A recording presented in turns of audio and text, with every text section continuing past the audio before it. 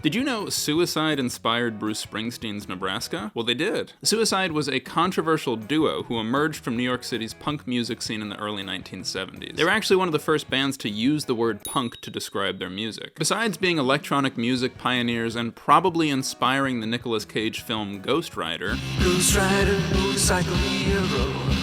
Suicide was infamous for their confrontational live shows where they would provoke audiences to violence and then lock the venue doors so no one could leave. Violence notwithstanding, what I like about Suicide is how they updated 1950s rock and roll to the attitude of the 1970s. 1950s rock and roll is basically an exercise in musical optimism. World War II is over, the economy is strong, a whole lot of shaking going on. Come on over, baby. Whole lot of shaking going on. By the 1970s, a new war had drawn on far longer than anyone anticipated. Hippies had been dosed with the bad trips of Altamont and Charles Manson, and that optimism had corroded into cynicism. Listen to Johnny from Suicide's debut album. Its style clearly stems from 1950s rock and roll, but its atmosphere is pure 1970s paranoia.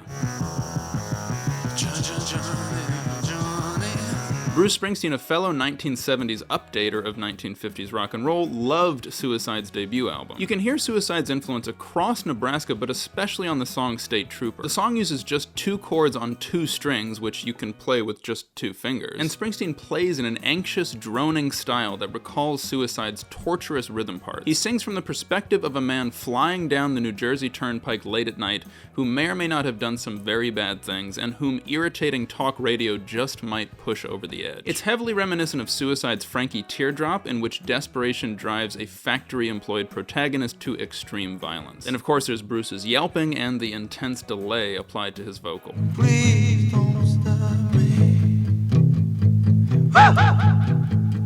State Trooper is one of my favorite songs on Nebraska because of the synergy between what it's about and how he plays it. Like the Nirvana song Polly, it's eerie because of how alone it feels, and the sense that its quiet could explode into cacophony at any moment. Now lately I've been working my way through Bruce Springsteen's catalog and learning the songs that I find most inspiring. So with great respect for Springsteen's compositional and production achievement, here's my take on State Trooper.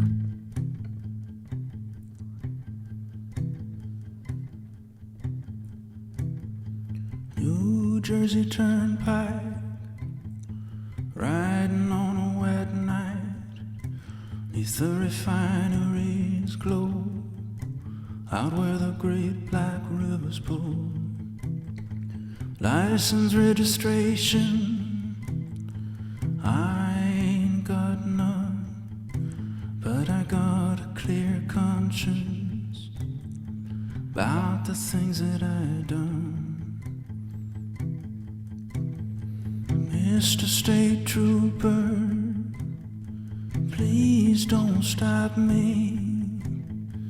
Please don't stop me.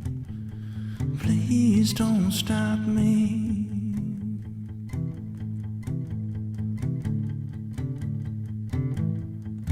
Yeah, maybe you got a kid, maybe you got a pretty wife.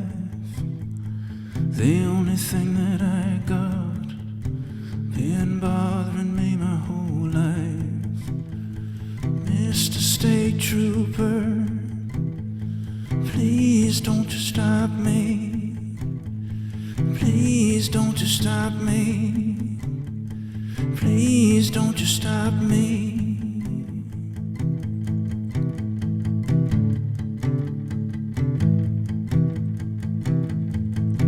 Yeah, in the wee hours, your mind gets hazy. Radio relay towers lead me to my baby. Radio's jammed up with talk show stations that just talk, talk, talk, talk, and make you lose your patience. Mr. State Trooper, please don't you stop me.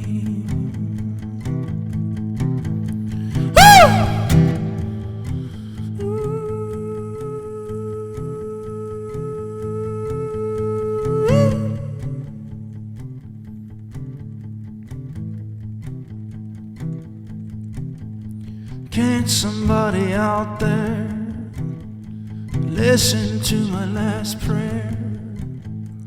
Hi ho, Silver Oak, deliver me from nowhere.